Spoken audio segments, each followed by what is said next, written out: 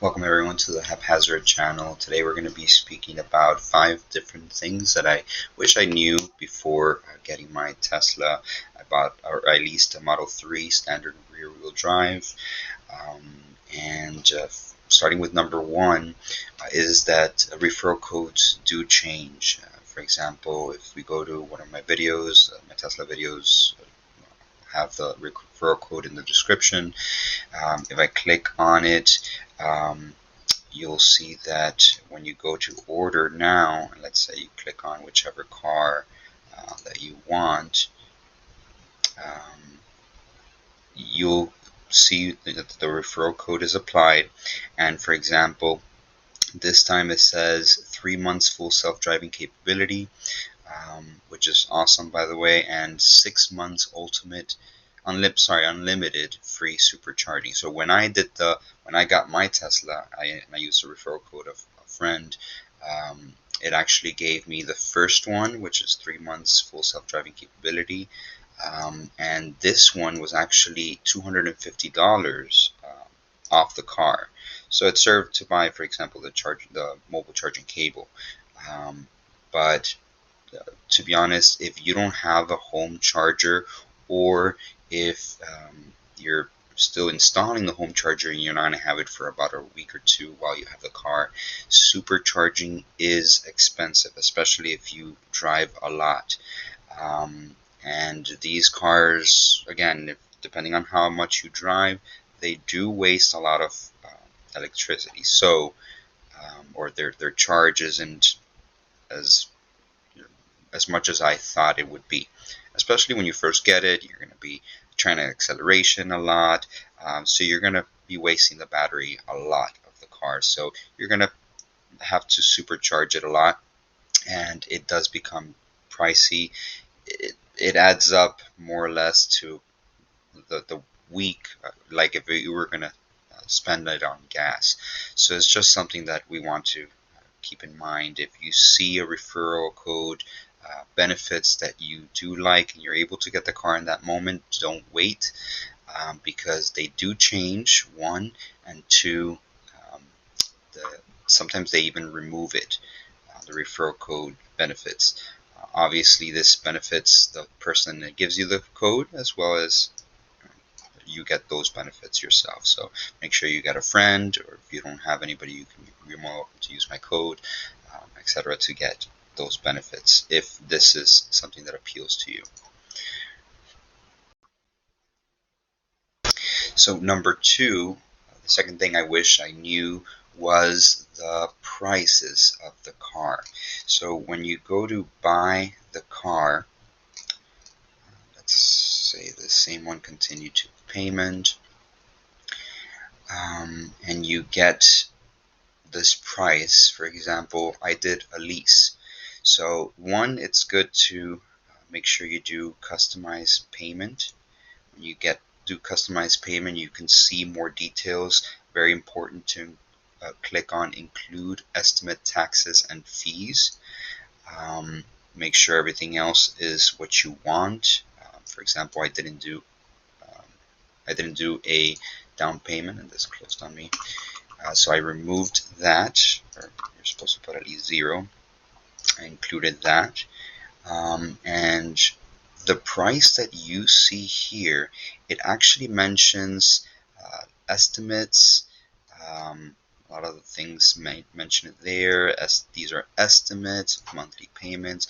To be honest, it's pretty accurate, and that scared me, because when I was getting the car, I'm like, okay, 637. Let's say this is the car that I was getting. I'm thinking, okay, 637 is actually in my budget, and it's actually the max that I can pay. But this estimated monthly payments phrase or wording actually scared me, because again, you usually see the ticketed prices of different cars out there and dealers, and those prices will change drastically depending on the market and all that stuff. So I was thinking, okay, so this is what it says, but what if it actually bumps it up to 700 a month, or whatever the case may be? But to my surprise, it was actually accurate. what it shows there is what it is. But again, make sure you do include estimate taxes and fees, little button here, and make sure you put whatever you want here, the mileage that you want, the down payment, the term length, etc. Make sure it's what it is that you want, a lease, loan, cash, all of that stuff. But once more, the estimated monthly payments phrase, it's actually misleading. It's pretty accurate, at least from my experience. I'm no professional when it comes to this. Maybe it was because of my credit. My credit is really good. I'm not sure if it's excellent, but it is really good. So maybe that contributed to it. But regardless, just keep that in mind. What you can do is actually go to the dealer, and they'll help you out. They'll do it for you. Um, and that's just tip number 2, or something that I wished I knew, because I did a lot of research and I asked a lot of people, again, being scared of that estimated phrase. So for my third thing I wish I knew was in regards to the insurance. So one thing that's very important is to find out if you're looking for the cheapest insurance. Every video that I went to, it said that the Tesla insurance is the cheapest. Obviously, it monitors how you drive, so depending on how you drive, that's how you're gonna get the cheaper price. If you drive really good, if you don't, it can actually be very costly. But if you're looking for the cheapest and are willing to drive very safe, then the Tesla insurance is good. Now, something that's very important is to know if you get it in your state.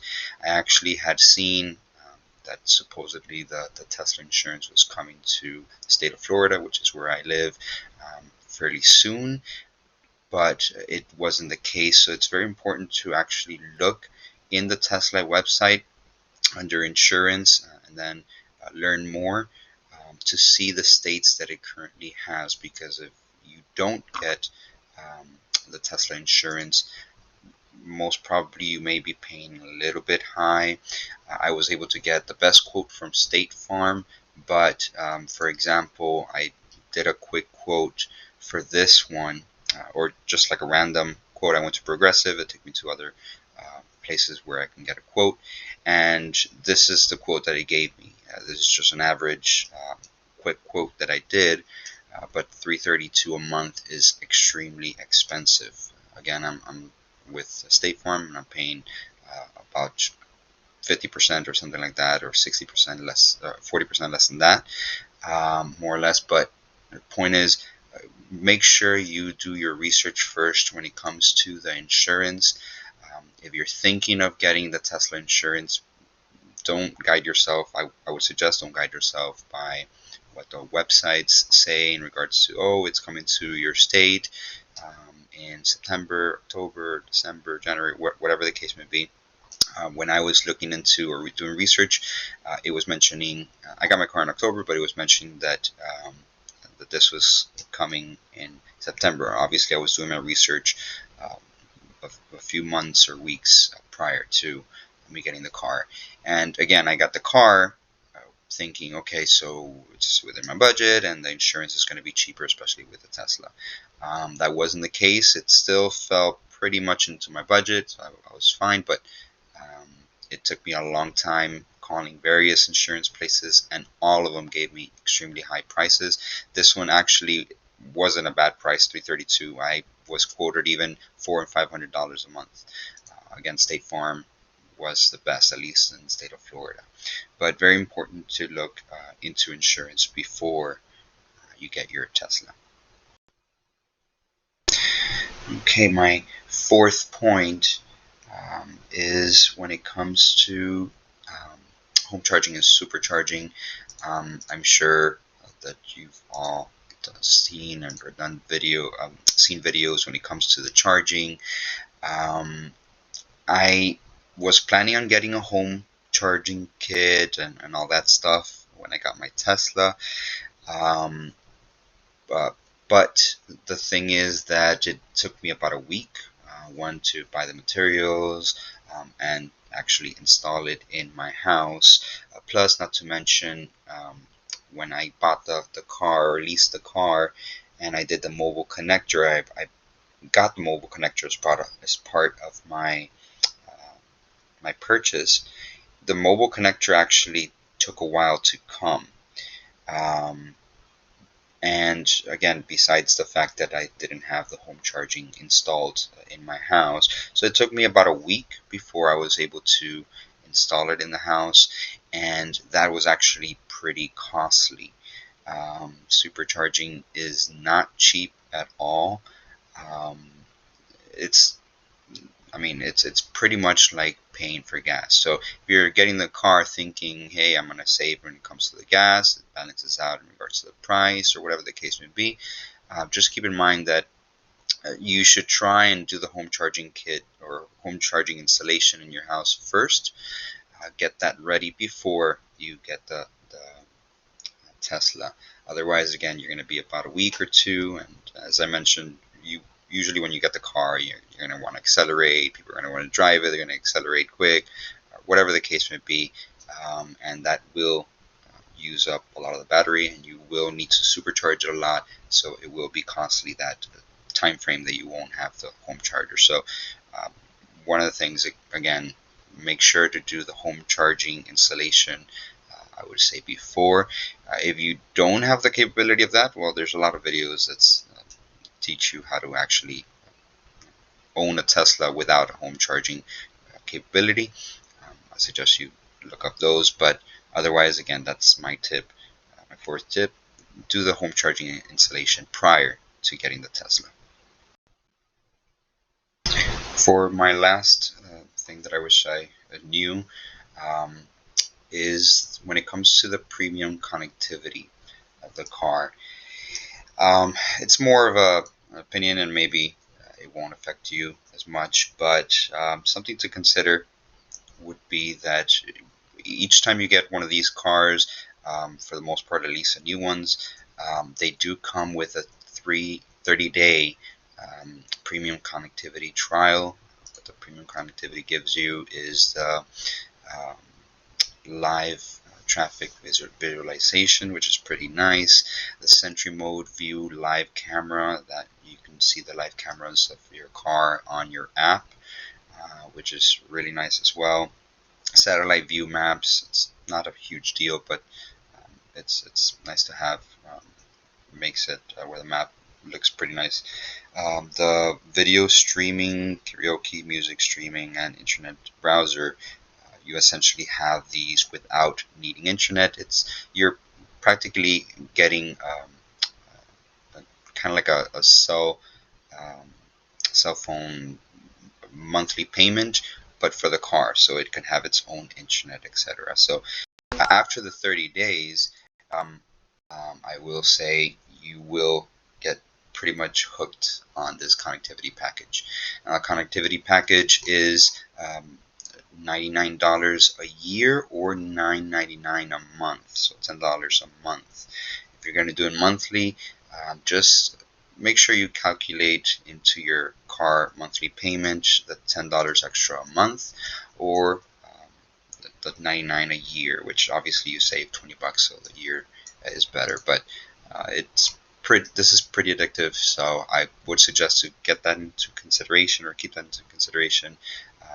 The $10 extra a month. It's, again, this last tip is not huge, but it was pretty addictive to me. So just keep that in mind. Add those $10 more to your car monthly payment. And that's pretty much it for this video. I hope you got at least some value out of it. And again, I'm not a pro at none of this. I'm actually new. This is my first Tesla. I've only had it for a little bit more than a month. So most of the things that I said should be good. At least I'm showing it from the website and stuff like that in my own personal experience. But again, I may have said errors, or I may have said things that in reality more research could have given me that information or better information. And again, I apologize also for the lack of professionalism. don't have amazing microphone or anything like that. So just please subscribe and like the video if possible. That will help me a lot with the channel. Thank you very much.